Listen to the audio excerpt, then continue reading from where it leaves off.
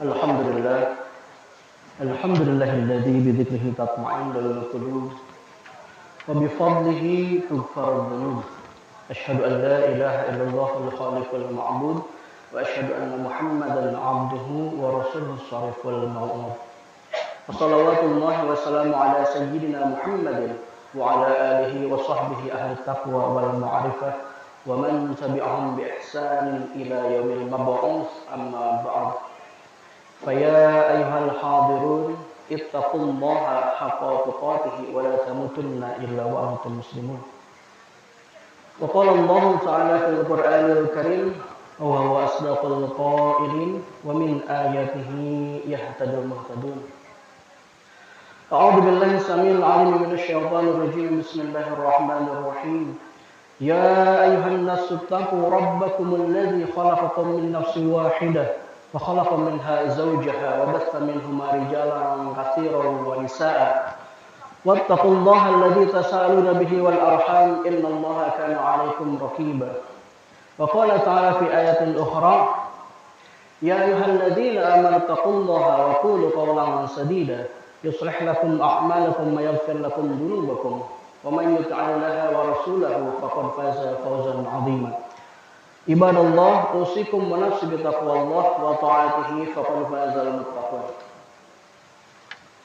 Hadirin sedang Jumat rahimakumullah.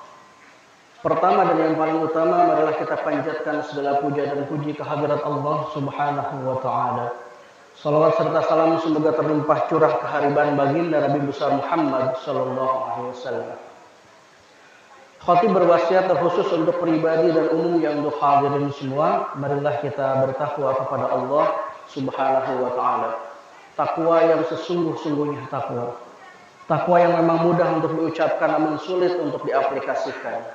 Namun dengan qalbu yang bersih mengharap ridha Allah dan cintanya Allah, maka yang berat pun akan terasa ringan, yang sulit pun akan terasa mudah. Hadirin sedang Jumat rahimakumullah.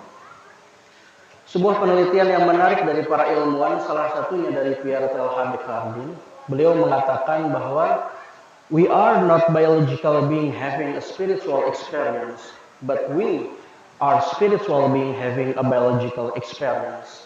Apa maksudnya? Kita bukanlah makhluk biologis yang sedang mengalami pengalaman spiritual. Akan tetapi kita adalah makhluk spiritual yang sedang mengalami pengalaman biologis. Ternyata pernyataan yang fenomenal ini mengundang banyak sekali quotes-quotes berikutnya dan membuktikan bahwa para ilmuwan sekarang baik nasional maupun internasional saat ini meyakini bahwa manusia adalah makhluk yang spiritual, makhluk langit. Terkait dengan hal ini sebetulnya para ilmuwan itu sedikit terlambat. 14 abad tahun yang lalu telah diumumkanlah Allah Subhanahu wa taala dalam firman-Nya Quran surat Al-Insan ayat pertama. Hal ata 'alal insani hinun minad dahri lam yakun syai'an mazkura. Bukankah telah datang atas insan suatu masa dari waktu yang pada masa itu insan telah berwujud dalam bentuk ruh yang belum dapat dikenali. Hadirin sedang Jumat rahimakumullah, artinya waktu datang atas insan, berarti insan lebih duluan hadir, lebih duluan datang daripada waktu. Maka pada syariatnya secara zahiriyah kita lahir di dunia ini, usia kita ada yang 20, 30, 50, 70. Tapi pada hakikatnya usia kita sesungguhnya adalah lebih tua dari waktu itu sendiri. Ketika waktu itu muncul kurang lebih triliunan tahun, maka kita lebih tua dari triliunan tahun itu. Hadirin sedang Jumat rahimakumullah, maka kita adalah manusia langit. Dispesifikan lagi oleh Syekh Abdul Qadir Al-Jailani dalam kitabnya Sirrul Asrar, rahasia dari segala jenis rahasia. Beliau mengatakan bahwa sesungguhnya manusia itu turun dari langit menuju bumi melalui 4 jenis alam dan dibungkus oleh 4 lapis ruh. Ruh yang pertama adalah ruhul qudsi. Ruh yang kedua adalah ruh sultan. Ruh yang ketiga adalah ruh ruhani. Dan ruh yang keempat adalah ruh jisman. Dan kita sedang mengalami perjalanan menuju ke langit kembali melalui alam mulki malakut jabarut lahut. Hadirin sidang Jumat rahimakumullah, dari sini kita memahami bahwa kita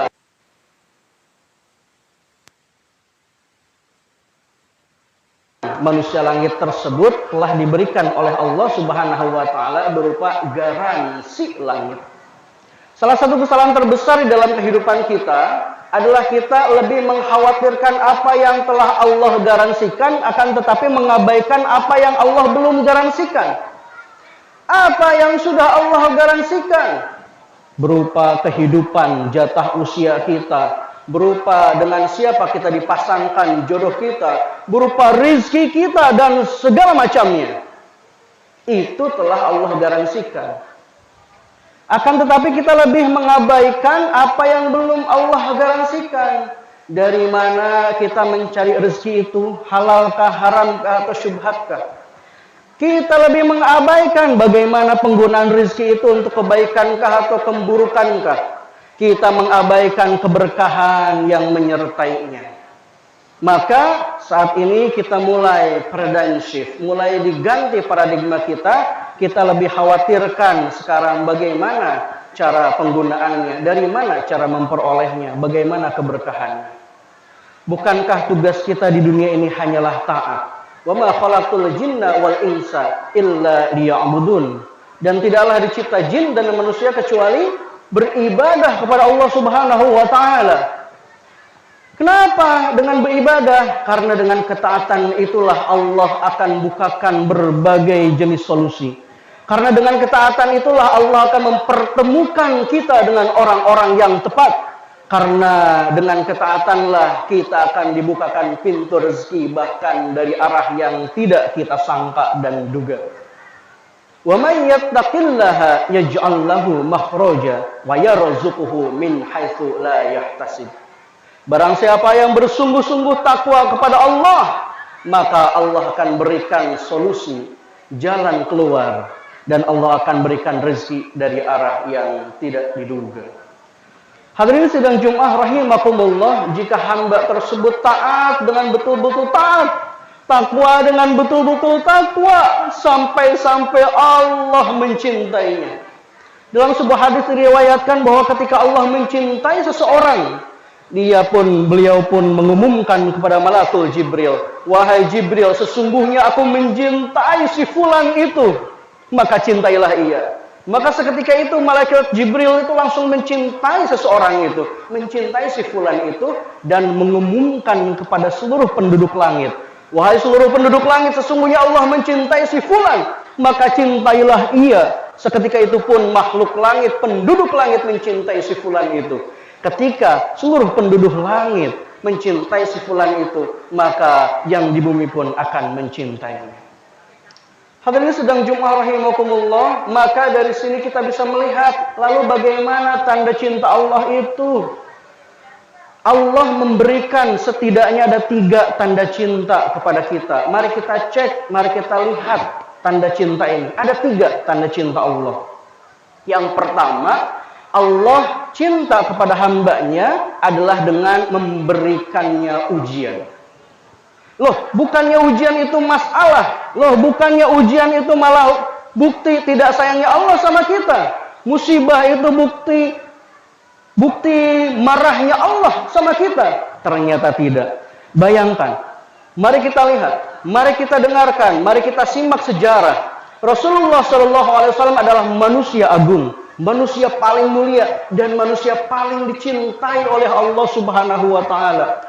Bayangkan kalau saja ujian adalah masalah, kalau saja adalah ujian adalah bukti marahnya Allah, maka satu-satunya orang yang tidak akan mendapatkan ujian di muka bumi ini adalah Rasulullah Muhammad SAW. Kenapa? Karena Rasulullah adalah makhluk yang paling dicintai oleh Allah. Akan tetapi yang terjadi malah sebaliknya. Rasulullah diuji bahkan ketika lahir, diuji dengan ditinggalkan oleh ayahnya. Beberapa tahun kemudian diuji oleh ditinggalkan ibunya. Beberapa tahun kemudian, 2 tahun kemudian diuji ditinggalkan kakeknya. 12 tahun harus mandiri. Kenapa? Karena sudah yatim piatu. Maka beliau pun berdagang jauh-jauh ke Syam, ke negeri, ke wilayah Jordania, Palestina saat ini. Rasulullah SAW di usia kerasulannya pun diuji dengan berbagai ujian. Ketika berdakwah mau masuk masjid diludahi. Ketika mau masuk Taif dilempari oleh batu dan kotoran. Bayangkan, jika ujian adalah masalah, seharusnya Rasulullah tidak pernah diuji ketika di alam bumi ini. Namun yang terjadi adalah justru ketika Allah mencintai hambanya, maka Allah akan menguji hambanya. Saat ini kita lihat, sudahkah kita diuji oleh Allah Subhanahu wa Ta'ala? Beratkah atau ringankah ujian itu? Saat kita merasa ujian kita, ya Allah begitu berat sekali ujian ini, yakinilah bahwa sesungguhnya itu adalah tanda cintanya Allah kepada kita. Semakin tinggi ujian itu, semakin besar cintanya Allah kepada kita. Saat ini saudara kita sedang diuji di Palestina. Diuji ketika sholat tarawih tidak bisa khusyuk. Ketika di pusat kiblat yang pertama awal di Masjidil Aqsa pun dibom. Masya Allah, ketika anak-anak kecil sedang berdoa di rumahnya masing-masing, ditembak oleh rudal dari kejauhan oleh Israel. Masya Allah. Inilah tanda cinta Allah bagi kaum Palestina. Apa tanda cinta Allah yang kedua? Tanda cinta Allah yang kedua adalah hamba ini memiliki rasa sayang kepada sesama manusia. Saat ini kita melihat Palestina sedang digempur oleh Israel. Meskipun sekarang oleh berbagai negara sedang diajukan gencatan senjata. Akan tetapi yang kita lihat saat ini, ada berbagai respons dari masyarakat negeri kita tercinta ini. Respon itu menunjukkan tingkat keimanan kita. Maka terhadap kemungkaran, ada respons terhadap kemungkaran itu. Apa yang menunjukkan keimanan tertinggi? Ia yang menghalau segala jenis kemaksiatan itu dengan powernya, dengan kekuasaannya, dengan hartanya. Maka itulah setinggi-tingginya iman. Lalu ada yang mendukung dengan tulisannya, dengan lisannya. Itu juga iman yang jenis yang kedua di bawah itu.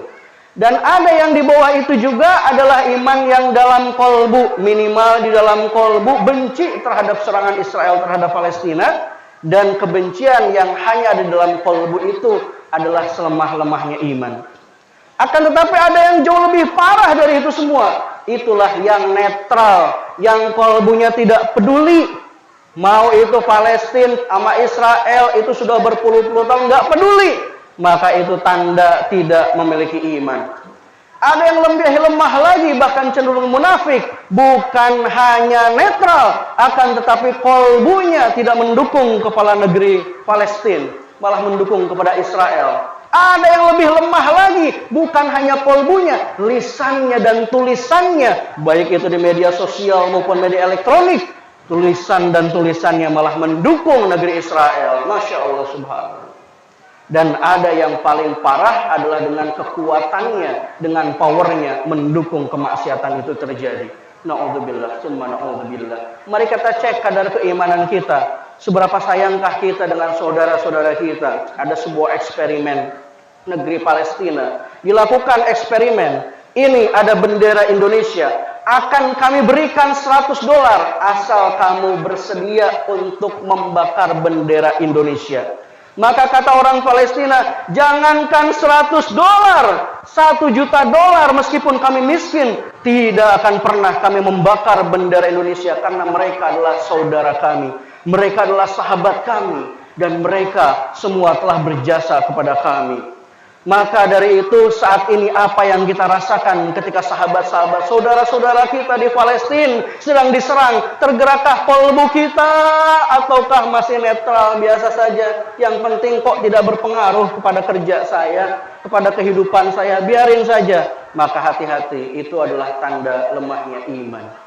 Ketika seseorang diberikan rasa sayang oleh Allah Subhanahu wa Ta'ala, maka ia cenderung pikirannya senantiasa berpositif kepada yang ia pandang. Ketika ia berjumpa memandang seseorang yang lebih tua daripada dia, maka ia pun berhusnudzon, bisa jadi orang yang lebih tua itu lebih banyak amalnya daripada saya.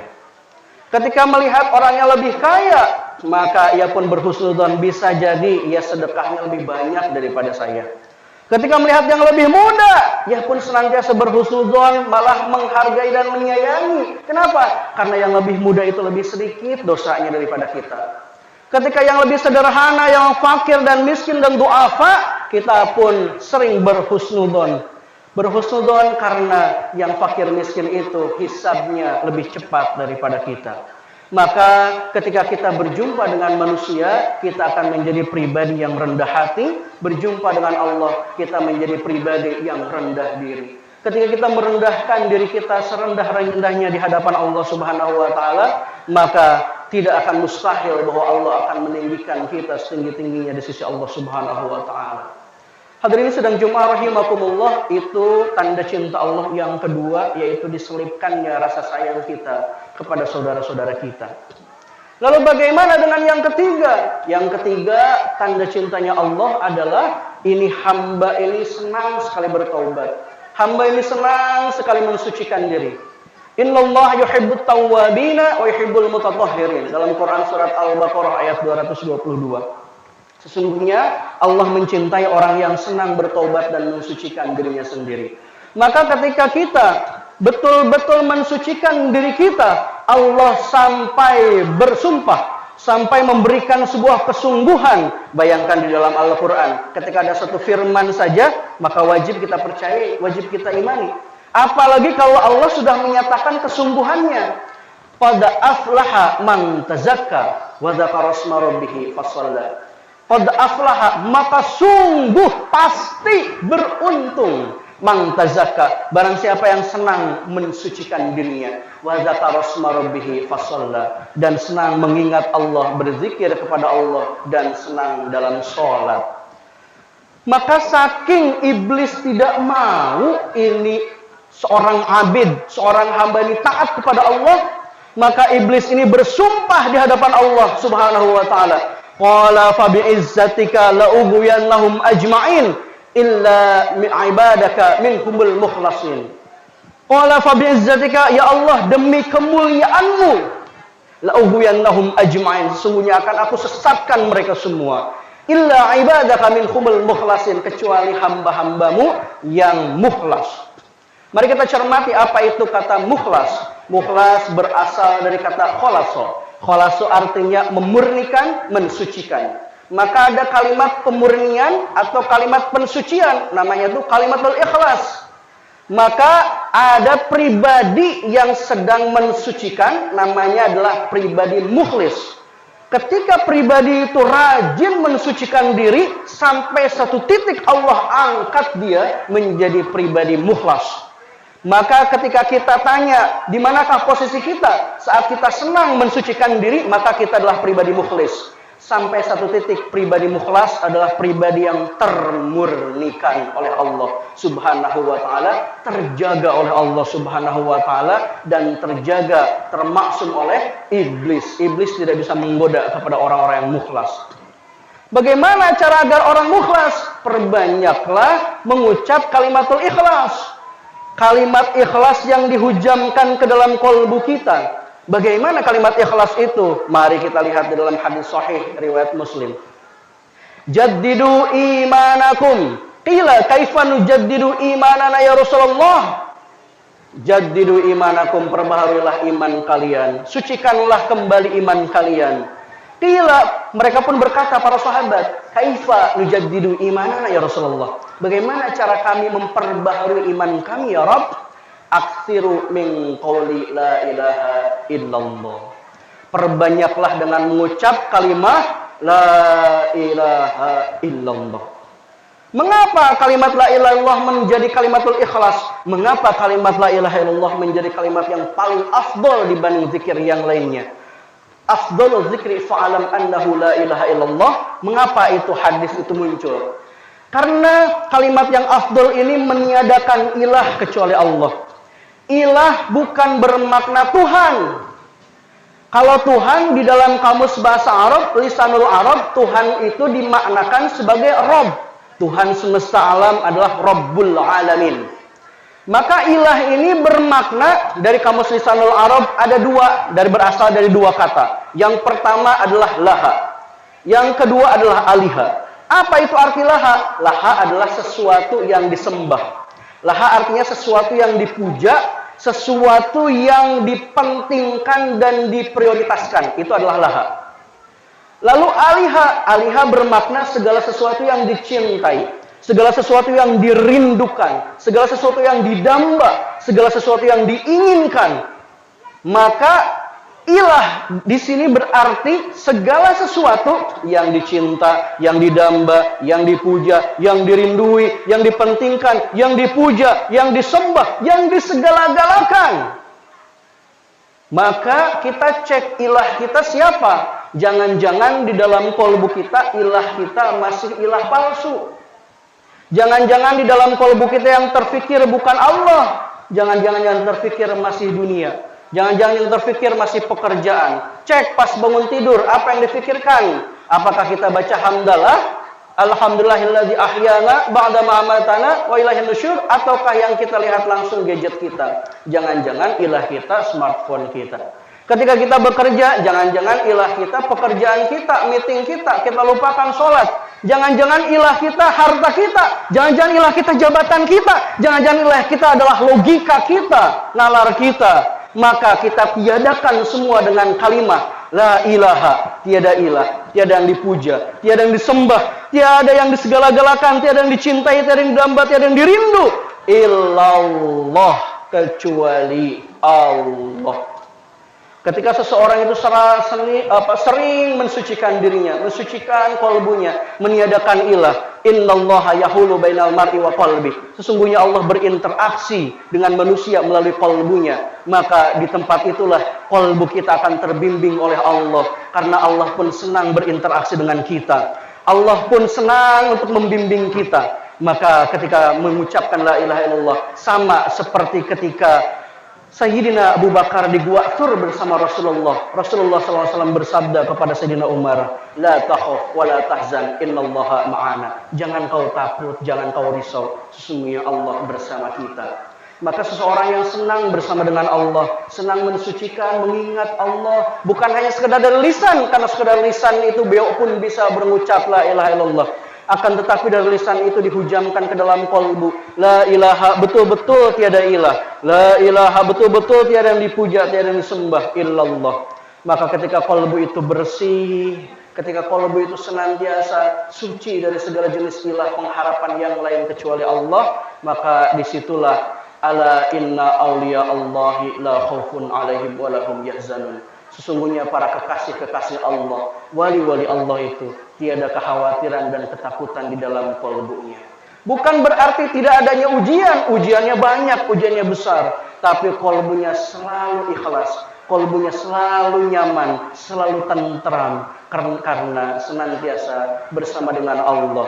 Maka seseorang yang salik, seseorang yang ingin bersama dengan Allah, ia di dalam kalbunya senantiasa mengucapkan ilahi anta maksudi, wahai Allah, hanya engkau lah maksudku. Waridhaka matlubi, dan hanya ridhamu yang aku cari ya Rabb. A'tini mahabbataka, limpahkanlah daku kecintaan yang kuat terhadapmu. Wa ma'rifatak, dan kedekatan yang erat denganmu. Hadirin sedang Jumat rahimakumullah, semoga kita menjadi hamba-hamba yang dicintai oleh Allah Subhanahu wa taala. Maka kita cek kriteria itu, semoga itu ada di dalam diri kita. Yang pertama, sabarlah terhadap ujian. Yang kedua, munculkanlah sifat rasa sayang menyayangi. Dan yang ketiga, senantiasa bersihkanlah qalbu kita semua. Barakallahu li wa lakum fil Qur'anil Karim wa nafa'ani wa iyyakum bima fihi minal ayati wa dzikril hakim. Wa taqabbalallahu minna wa minkum tilawatahu innahu was-sami'ul 'alim. Fastaghfiruhu innahu huwal ghafurur rahim.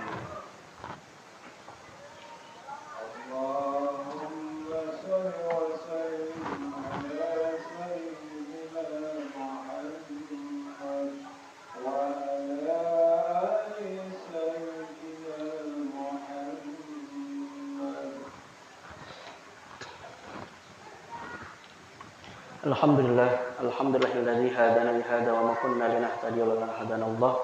Asyhadu an la ilaha illallah wahdahu la syarika lah wa asyhadu anna Muhammadan abduhu wa rasuluhu alladzi la nabiyya ba'dah. Fa ya ayyuhal hadirun ittaqullaha haqqa tuqatih wa la tamutunna illa wa antum muslimun. Wa qala Allah ta'ala fil Qur'anil Karim, innallaha wa malaikatahu yusholluna 'alan nabi يا أيها الذين آمنوا صلوا عليه وسلموا تسليما اللهم صل على سيدنا محمد وعلى سيدنا محمد كما صليت على سيدنا إبراهيم وعلى سيدنا إبراهيم وبارك على سيدنا محمد وعلى سيدنا محمد كما باركت على سيدنا إبراهيم وعلى آل سيدنا إبراهيم في العالمين إنك حميد مجيد اللهم صل على نبي الهاشمي محمد وعلى آله وسلم تسليما اللهم اغفر للمسلمين والمسلمات والمؤمنين والمؤمنات الأحياء منهم والأموات إنك سميع قريب مجيب الدعوات اللهم يا قاضي الحاجات اللهم يا كافي المهمات اللهم يا دافع البليات اللهم يا رافع الدرجات اللهم يا شافي الأمراض اللهم يا مجيب الدعوات اللهم يا أرحم الراحمين اللهم تقبل منا صلاتنا وصيامنا وقيامنا وركوعنا وسجودنا